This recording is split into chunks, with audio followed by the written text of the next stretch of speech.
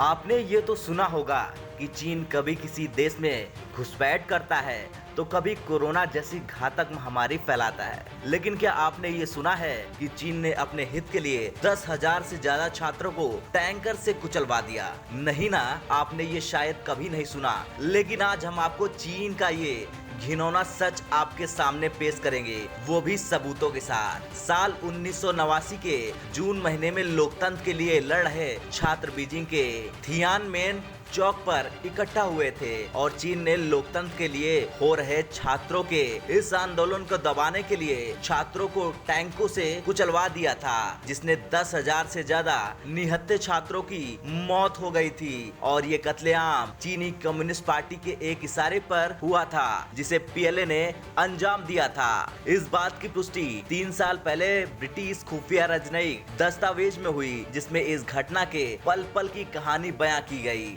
दरअसल चीन में मीडिया के ऊपर लगे कड़े सेंसरशिप के कारण आज भी उस घटना से जुड़े कई अहम जानकारियां उपलब्ध नहीं है। चीन के सरकारी मीडिया कम्युनिस्ट पार्टी के आदेश पर केवल वही बातें ही बताती हैं जो उनके फायदे में होती हैं। 4 जून को बकायदा चीन ही नहीं बल्कि हांगकांग, ताइवान, अमेरिका समेत पूरी दुनिया में शहीदों को श्रद्धांजलि दी जाती है। चलिए अब आपको बताते हैं ब्रिटिश दस्तावेज में मौत के आंकड़े के खुलासे की पूरी कहानी। दरअसल इस नरसंहार के समय चीन की राजधानी पेइचिंग में तैनात तत्कालीन ब्रिटिश राजदूत एलन डोनाल्ड ने लंदन पत्र भेजकर घटना का पूरा ब्यौरा दिया था। उन्होंने पत्र में लिखा था कि इस घटना में कम से कम 10,000 लोगों की मौत हुई थी। इस पत्र को ब्रिटेन के नेशनल आर्काइव्स में रखा गया है। इतना ही नहीं, चीन में उस समय इस घटना की रिपोर्टिंग को भी चीन से कड़े पैमाने पर सेंसर कर दिया गया था।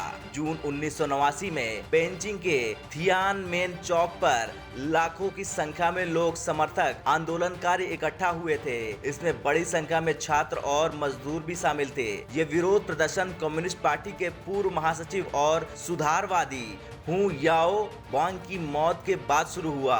हू को चीन की तत्कालीन सरकार ने राजनीतिक और आर्थिक नीतियों में विरोध के कारण पद से हटा दिया था और फिर उनकी हत्या कर दी गई थी। तो वहीं चीन इस चौक पर हुए उस नरसंहार को पूरी तरह से सही ठहराता है। चीन को लगता है कि उसने 32 साल पहले जो किया था और कई सालों में जो हांगकांग में कर रहा है वो बिल्कुल सही है, और लोकतंत्र की मांग करने वाले भी कैसे गलत हो सकते हैं।